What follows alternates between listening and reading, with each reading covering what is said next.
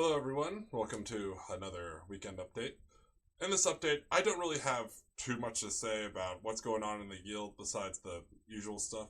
So, in this update, we're just mainly going to focus on MMO news. So, we're going to start by saying that May 27th is going to be the last day to get your rewards, your daily rewards on Blade and Soul Neo. If you have not collected them already, that's your last day, and then we're going to get a new set of daily rewards starting on May 28th. Also, June 2nd is going to be the day for Worm Cult Part 1 in the Elder Scrolls Online. And also, don't forget that at some point in June, we're going to get a beta for our Chrono Odyssey. They've said it'll be in June. We just don't know when in June yet because it has not yet been announced. So now we're going to move on and we're going to talk about Elder Scrolls Online. Discover the story behind the story in Seasons of the Worm Cult Part 1. Learn how the ESO development team reanimated the game's main quest line with a true sequel in Seasons of the Worm Cult Part 1. A true sequel. When the Seasons of the Worm Cult Part 1 arrives on June 2nd for PC, Mac, and June 18th for Xbox and PlayStation consoles, you'll have the opportunity to experience, for the first time in the game's history, a sequel to ESO's original base game questline. For ESO's 10-year anniversary, we wanted to do something special, a story that revisited and built upon that original main story, says ESO's project narrative director, Bill Slavicsek. I'm not pronouncing that right. Sorry. And what better enemy to bring back than the nefarious Worm Cult? So we came up with a story that builds on the launch game narrative and continues the tale as a true sequel. While creating a sequel to ESO's base game presented unique challenges, the team also enjoyed the new opportunities it generated. In our previous chapters and DLCs, we couldn't assume that the player had done any particular content, explains Rich Baker, one of ESO's senior writers. However, because Seasons of the Worm Cult was conceived as a sequel, we could have characters to refer to those events and set a new story on top of that pedestal. Of course, you don't need to have completed the original story to play Seasons of the Worm Cult, but veteran players who have confronted Molag Bal and Coldharbour will enjoy the continuation of that narrative. We made sure to do our best to bring new players along in a natural and unobtrusive way, says Slavicsek. It was fun to actually get to advance our timeline a bit in order to tell this new story. In addition to the first part of a new year-long saga, there's also no shortage of standalone quests and stories you can discover as you explore Western Solstice. I think players will enjoy the story about our new Argonian culture, one that's very different from what we see in the mainland Argonians, says Slavicsek. Then there's the story of a sea elf pirate, and I'd be remiss if I didn't mention the quest that puts a spotlight on a rather impressive and faithful steed from Coldharbour who, but no, I don't want to spoil the surprise. Returning heroes and villains. It's no secret that the nefarious Worm Cult has returned. The band of necromancers formerly led by the Worm King Manimarco now plagues the island of Solstice. I love the Worm Cult because they're the over-the-top bad guys, says Baker. As they say, every villain is the hero of their own story, however misguided it might be. However, the Worm Cult is a different kind of villain. They're irredeemable, power-mad megalomaniacs. You never have to ask yourself if it's right for you to stop them, because they want bad things for bad reasons. That's fun. They're just so serious about their goals and their missions, says Slavicsek, and they're utterly evil. How could we not find a way to bring them back to the forefront for the anniversary story? We've even added some new faces to their ranks that I think the players are just going to love to hate. Exactly what the cult is up to on Solstice is something you'll have to discover for yourself, but don't worry, you won't have to do it alone. The team is also bringing back a host of fan-favorite allies too, including Scorn of the Knife and Gabrielle Benelay. Whenever we look to add recurring characters to a story, we ask ourselves if they're the right fit, explains Slavicsek. Why are they here? What's their purpose in this scenario? Then we work to make them integral to the tale we're telling. And for this anniversary story, we wanted to include as many returning characters as we could get. Since we were starting with the original main story and the Worm Cult, we naturally looked at the 5 companions, says Baker. However, we've featured several of them in various chapters since the original game. we decided to take a step back from that set of characters and look to some interesting but underutilized characters who deserve a little more time in the spotlight. A two-part adventure. Another unique aspect of Seasons of the Wormcult storyline is in the way the team has divided into two parts. With part 1 arriving in June, you won't be able to truly conclude this new saga until part 2 releases, and you can venture into Eastern Solstice in quarter 4. Not to give anything away, but this format does provide us with a wonderful opportunity for a cliffhanger, explains Baker. Our chapters or DLCs generally can't do that because they need to tell a story all in one go. However, we were able to present some huge twists and unexpected developments at the midpoint and then give them room to breathe.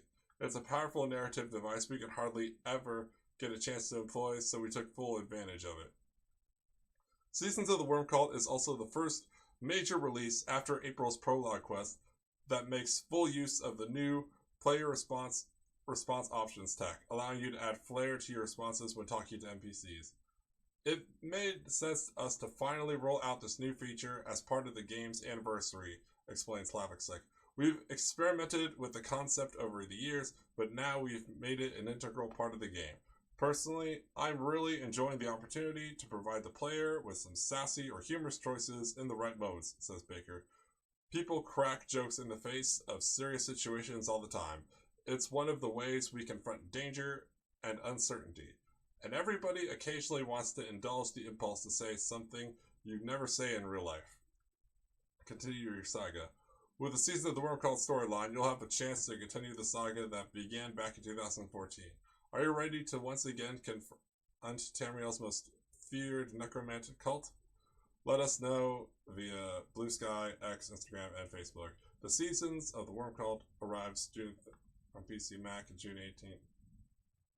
Okay, earlier they said June 2nd. Okay, whatever. So, if y'all are wondering what my thoughts are on this, I'm really don't have an opinion at the moment. I'm gonna wait till after it comes out, and then after I've played it, and then we'll see. After that, we'll see what I think. So, now let's go ahead and move on to PAX Day. World changes coming with Verse 3, Path of the Adventurer. Hello, Paxians. Verse 3 brings a major transformation to the world of PAX Day, reshaping the land, streamlining exploration, and bringing players closer together than ever before. From social-focused design changes to structural foundations for future features, here's what awaits in Path of the Adventurer. More Heartlands, closer communities. The number of Heartlands, aka the Home Valleys, has increased from 6 to 10 per province, as seen on the newly updated maps. These valleys are now smaller and more numerous, and the reason behind these changes are as practical as they are social. Higher player density. You'll now encounter others more often, making the Heartlands feel livelier and more alive. Stronger local communities. Tighter spaces foster more natural cooperation, trade, and neighbor building.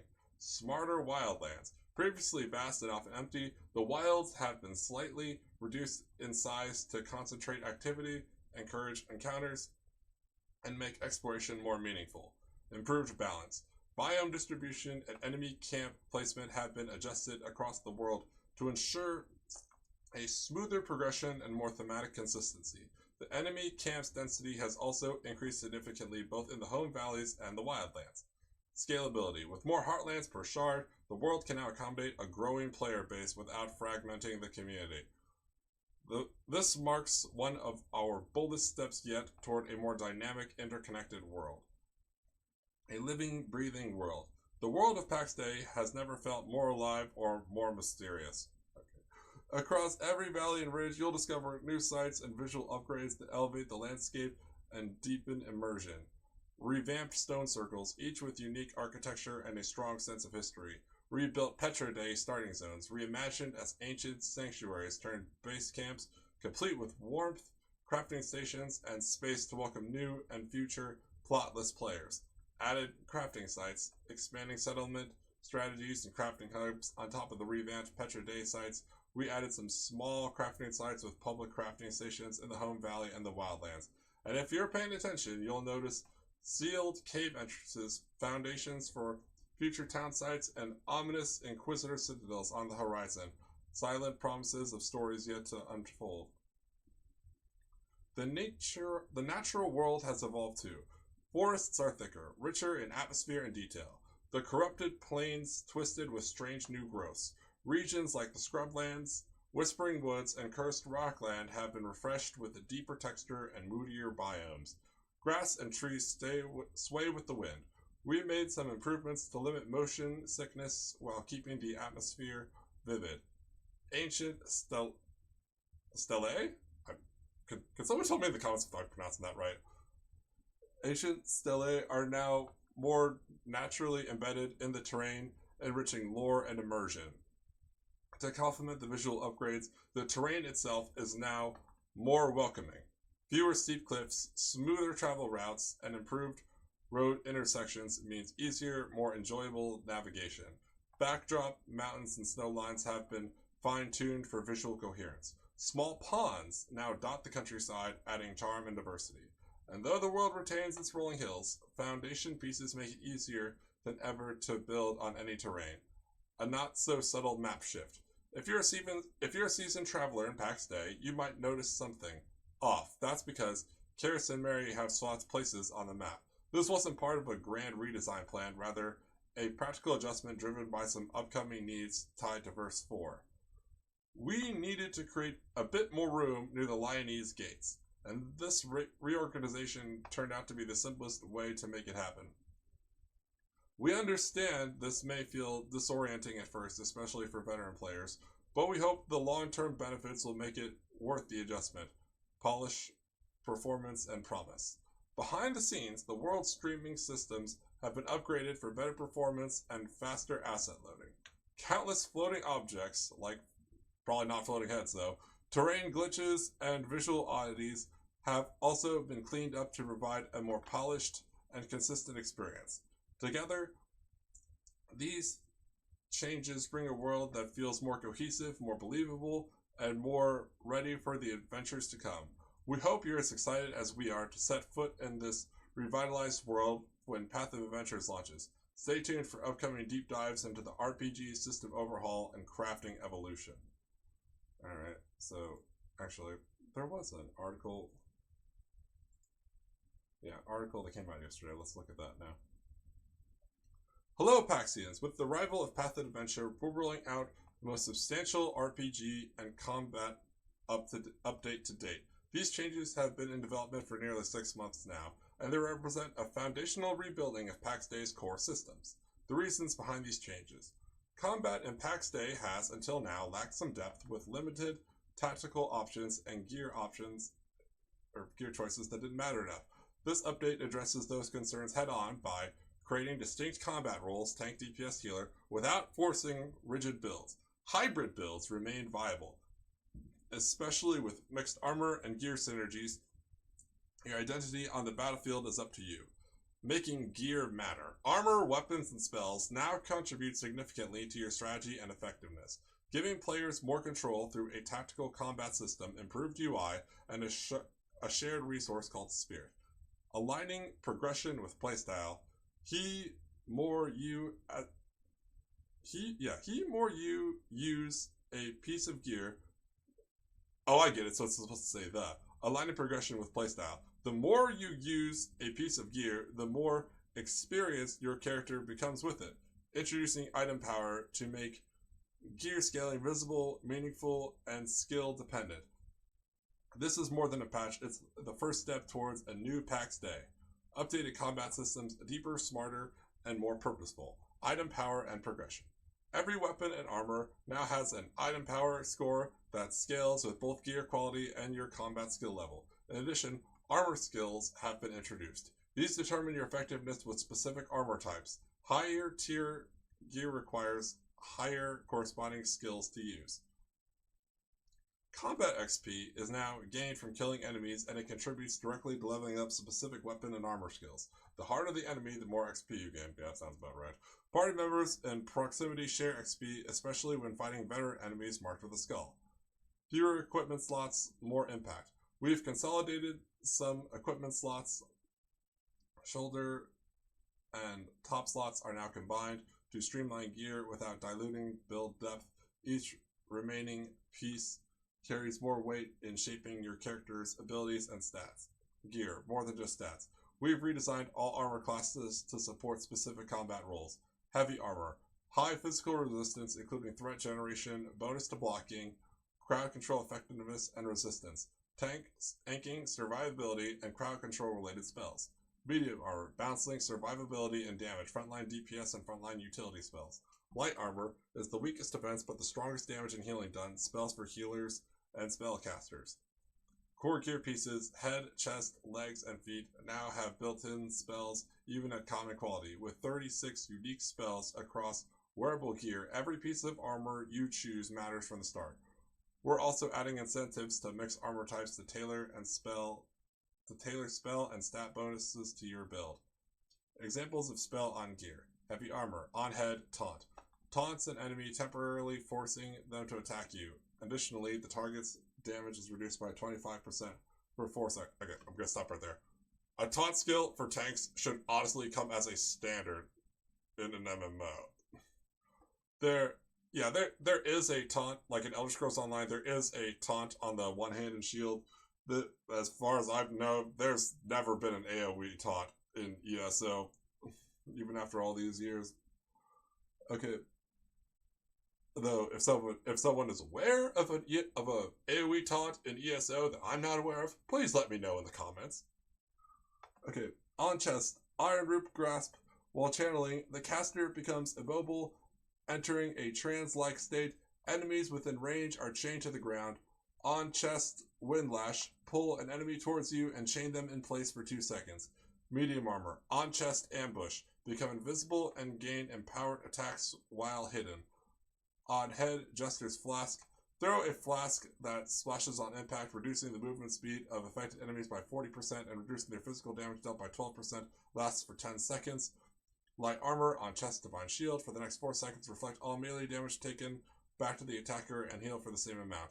On feet, Spirit Stride. Increase your movement speed by 20% and regenerate 5.9 spirit per second for 7 seconds. Weapons. 3 specials per weapon. All weapons now grant 3 unique special attacks, and there are no more generic final hit bonuses. Each weapon type has a distinct identity, helping define your combat rotation and strategy. Examples of weapon abilities. Mace. Earthquake. Smash down violently, fracturing the ground beneath you. The impact deals 403 damage and weakens enemies, reducing their damage dealt by 12.5% for 8 seconds. Great Maul. Tempest Command. Become the eye of a storm. Combat violent winds to spiral around you, pulling nearby enemies into your reach. Enemies are chained for 2 seconds upon landing. Great Axe. Sunder. An overhead chop that reduces the target's physical defense with stacking armor shred. Vicious Sweep.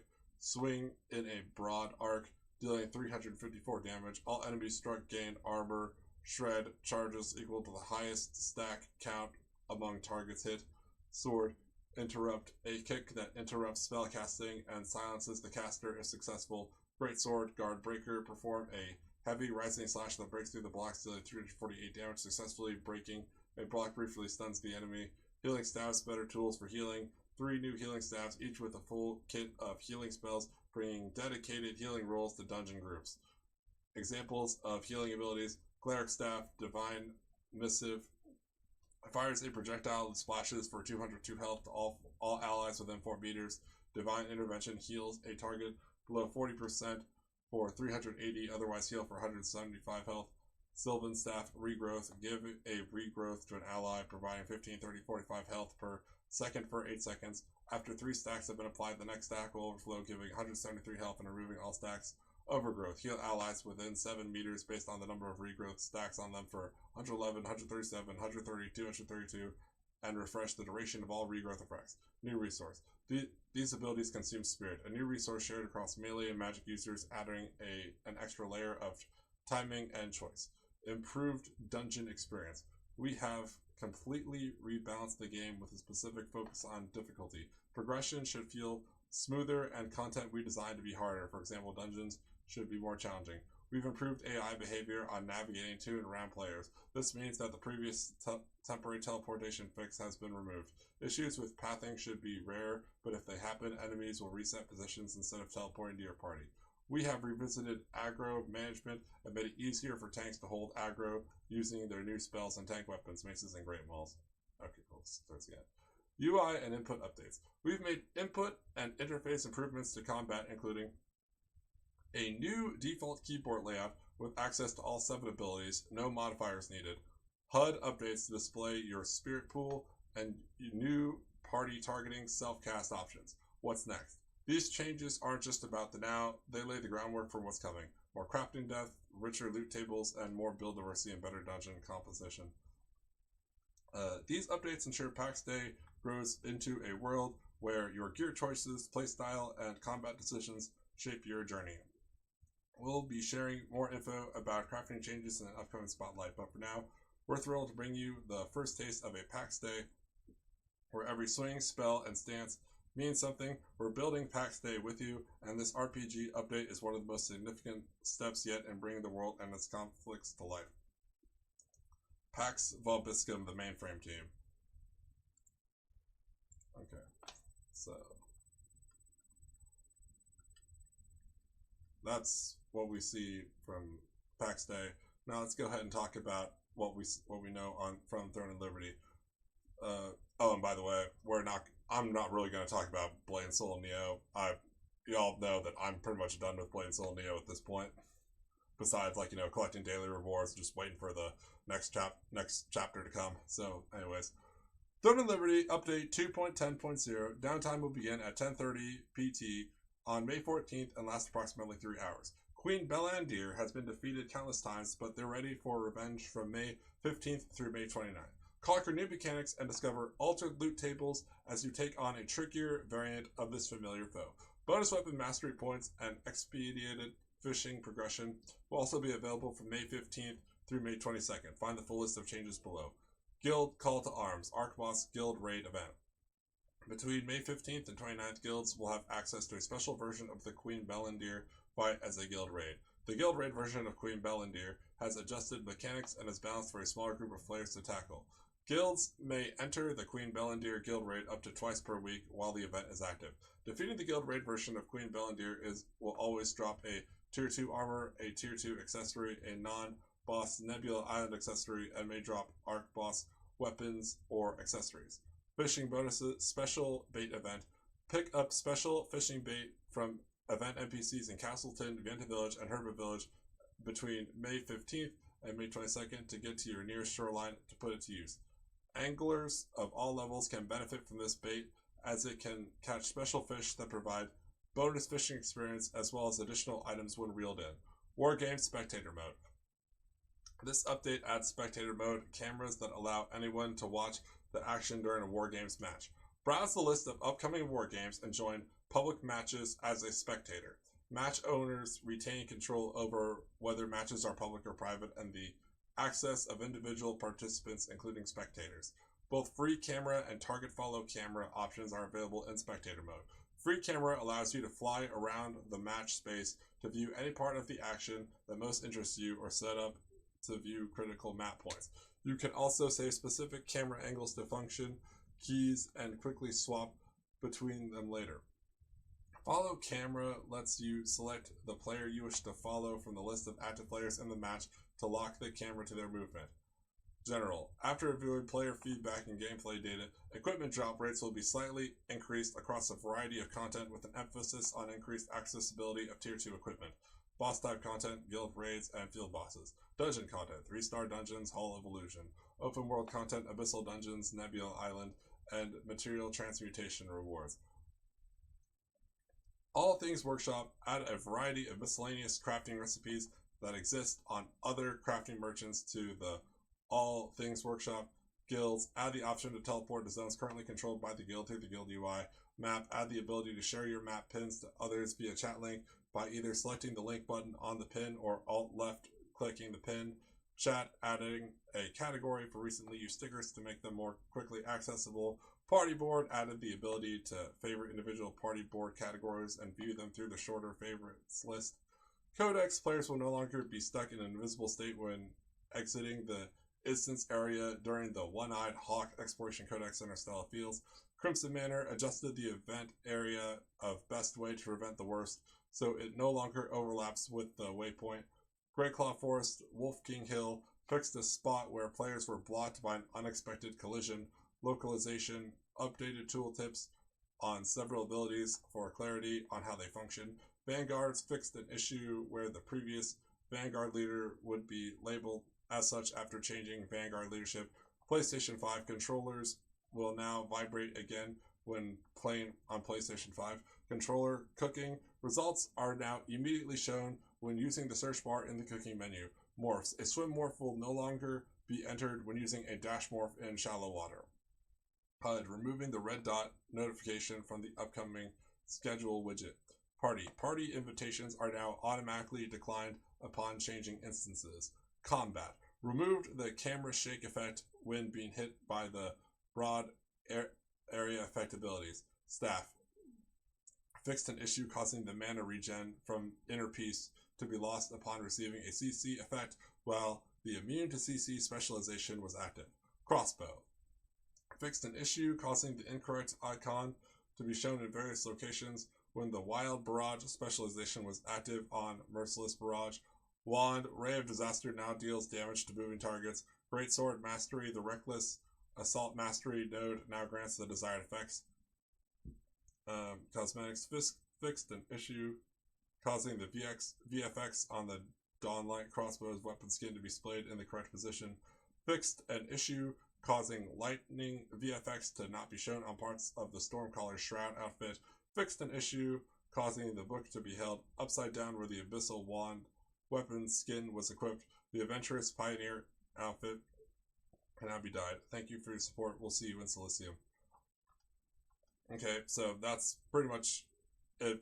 I mean, there's more from Throne of Liberty, but I think this is the main focus. So if you want to discuss Elder Scrolls Online, PAX Day, Throne of Liberty, Blade and Soul Neo, or potentially Chrono Odyssey, I don't want to talk too much about Chrono Odyssey just yet because, I want to see the beta. I want to actually play the game, not just a bunch of hearsay. I want to speak from my personal experience. Hopefully this upcoming beta next month is not going to be under NDA. Hopefully I get it in. Hopefully it's not under NDA. Hopefully I can talk about it. So please, like, subscribe, leave a comment, have a crustively wonderful day, and I'll see y'all in my next video.